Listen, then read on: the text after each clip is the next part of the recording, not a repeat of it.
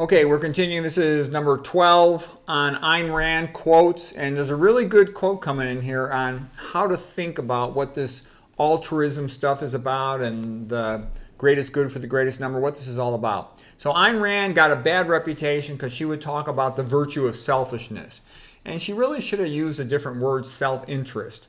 Because everybody, it's normal to be interested in yourself. Why wouldn't you be interested in yourself? No one else cares about you except, your parents love you.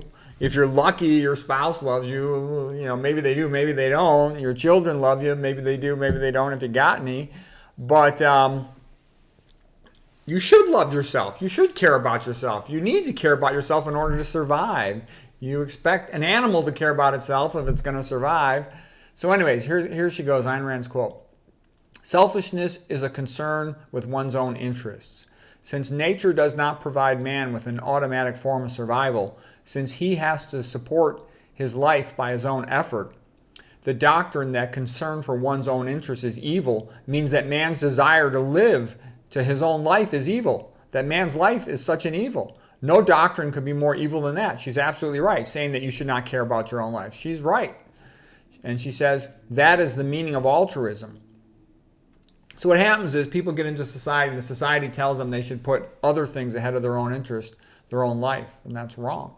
Okay, now here she goes. She says, the avowed mystics held the arbitrary, unaccountable will of God as the standard of the good and as their validation for their ethics. Then the neo-mystics replaced it with the good of society, thus collapsing into the circularity of a definition such as the standard of the good, which is the good of society. And what this meant in logic and today in practice is society stands above any principles of ethics.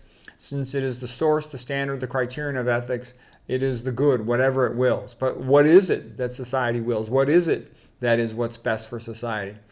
Then she says, this means that society can mean anything it pleases. And whoever's in power will decide for you what is good for society, what it means based on what they want. And whatever it chooses to do. And since there is no such a thing as society, since society is only a number of individual men, and this means that some men, the majority being a gang that rules your country, she says, they're ethically entitled to pursue anything they want. So once you say we're just going to do whatever is good for society, you are saying that whoever is the ruler can simply say, this is good for society, whatever they want, and you must do it. Okay? And this will include any sort of atrocity, anything that they desire, and you're obligated to spend your life in service of whatever the gang wants, okay? There's been other groups that have defined what is a government. A government is a gang of men who loot a country. That's a good definition. A government is a gang of men who loot a country. So if you're going to say that whatever they say is for the good of society, you have to do it, you're basically taking away your right to choose how you want to live your life. And that's why she talks about socialism. Socialism, basically, she said, the difference between socialism and communism is a difference between suicide and murder. A good society has like a republic where the people can vote and have a free debate to say what they think is going to be best for themselves as an individual and for everyone else too. But they can negotiate versus always being told this is what you must do. She says, if you wonder why the world is now collapsing to a lower and even lower rung of hell, this is the reason. The value is that which on one acts or gains to keep. She says there's only one fundamental alternative in the universe, to exist or not exist. The goal of an organism, of a person, is to stay alive. An organism's life is its standard of value.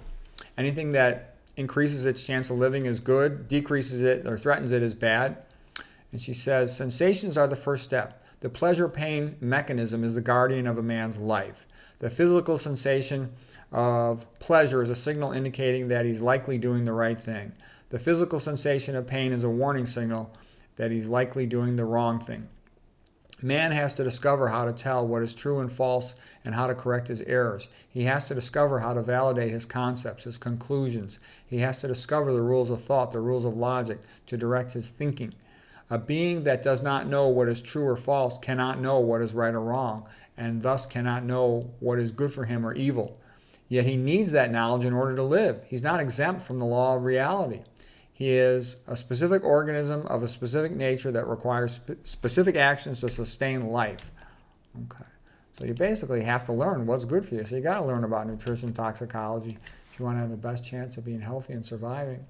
Knowledge for any conscious organism is its means of survival. Man is free to choose not to be conscious, but he's not free to escape from the penalty of unconsciousness, which is destruction. Man has been called a rational being, but rationality is a matter of choice. And the alternative his nature offers him is rational being or suicide. Psychologically, the choice to think or not is a choice to focus or not. Existentially, the choice to focus or not is the choice to be conscious or not. Metaphysically, the choice to be conscious or not is a choice of life and death. So what she's basically saying is you have to make yourself informed and choose as best you can.